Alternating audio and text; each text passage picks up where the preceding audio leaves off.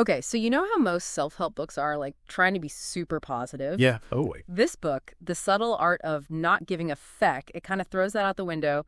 This is going to be fun to deep dive into. It really is different. What got me was how Manson just flips the script. Instead of chasing happiness, he's like, why not just like choose your struggles? Did any part of that surprise you?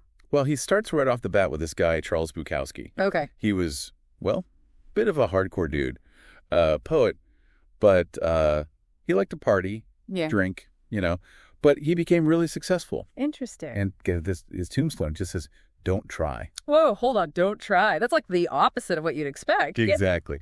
But Manson's point is it's about being real, not just giving up. Yeah. Bukowski found his own way, didn't try to please everyone. So not getting caught up in needing everyone's approval. Yeah, like chasing those external validations can really mess you up. It's like we end up giving a feck about all the wrong things, you know? Mm. The fancy car, the big house. The things that society tells us should matter, the coupons, as Manson calls them. Oh, right.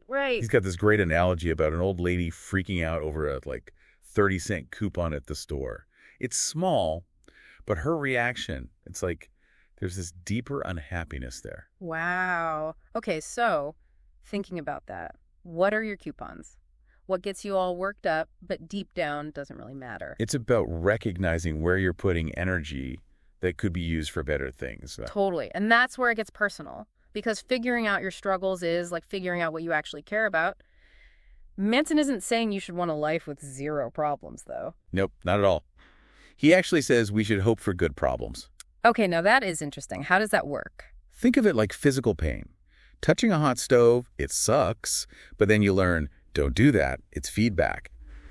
Our emotional pain, it can be like that too. Helps us grow. Not avoid pain, but like pick the right kind of pain. Exactly. I used to be terrified of letting people down, but then, like Manson says, you realize sometimes a little disappointment, it's how you figure things out. It's so true. He even has this character, Disappointment Panda, this superhero whose power is just telling hard truths. What? That's amazing. It's funny, but it makes you think. Being uncomfortable can be good for you. Totally. And that discomfort, it can lead to being really satisfied later on. Think about achieving something you worked hard for. The struggle is part of the reward.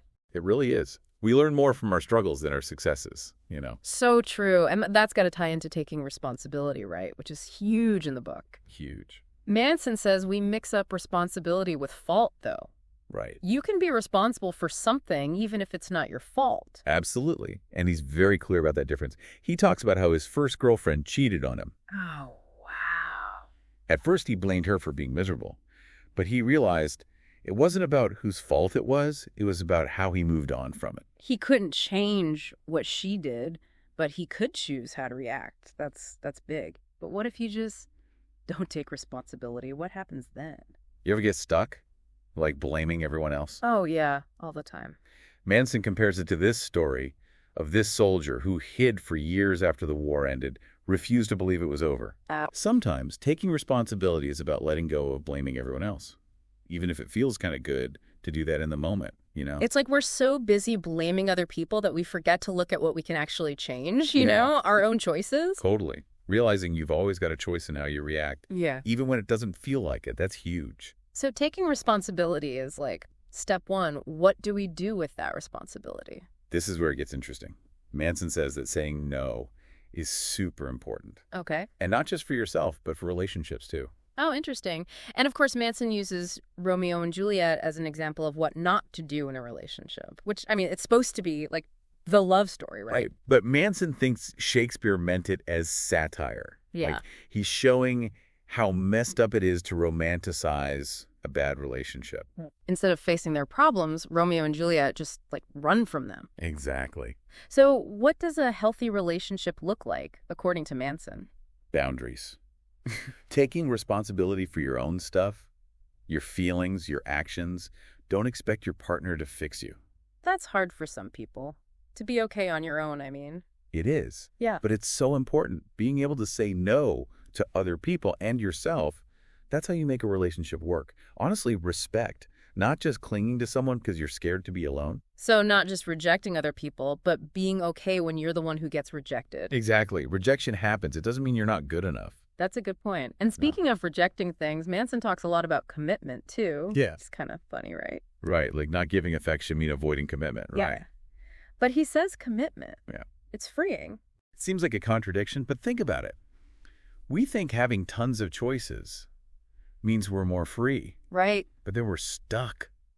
Too many choices, and suddenly you can't choose anything. Yeah, I've totally been there. Too many options, and I just get overwhelmed. Right. Manson actually talks about how he's traveled to, like, 55 countries. Wow, that's amazing. You'd think that would be, like, the ultimate freedom. Yeah, totally. But he realized, without committing to something, it was just chasing one experience after another. Depth over breadth, he calls it. You get more out of life when you really commit to something. A relationship, a job, whatever. Exactly. So what's one thing you could be more committed to? Something to think about.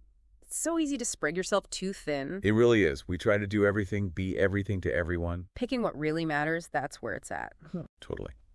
And speaking of things that really matter, Manson, of course, he had to talk about death. Oh, yeah. He doesn't make it like a happy thing, but it's not all doom and gloom either. It's freeing somehow. Yeah, he makes you see death as this guiding principle. Like, when you accept that you're not going to live forever, you figure out what actually matters. Yeah, it's like thinking about dying is scary, but it also makes you realize this is it, you know? This is your one shot. It's like you suddenly get this sense of urgency. And Manson talks about this time he was at the edge of a cliff in South Africa. Oh, wow. Talk about facing the vastness of everything, life and death. Yeah. He said it really changed his perspective. Makes you think about what you'll leave behind. Not fame, really, but like, what will people remember you for? Exactly. What kind of impact did you have? Manson talks about these immortality projects, you know, things we do to feel like we'll leave something behind. But then he's like, what if real meaning isn't about trying to, like, outlive yourself, but about accepting that this is it, that your time is limited? That's a powerful thought. It really is. Because if you really believed that, if you accepted that your time is finite, would you do anything differently? It makes you think, doesn't it? It really does. Well, this has been incredible. Thank you so much for helping break all of this down. My pleasure. It's been fun. And to everyone listening, we hope this deep dive into the subtle art of not giving a feck gave you a lot to think about. Yeah, maybe even helped you find a few things you can stop giving a feck about. Absolutely. Until next time, happy exploring.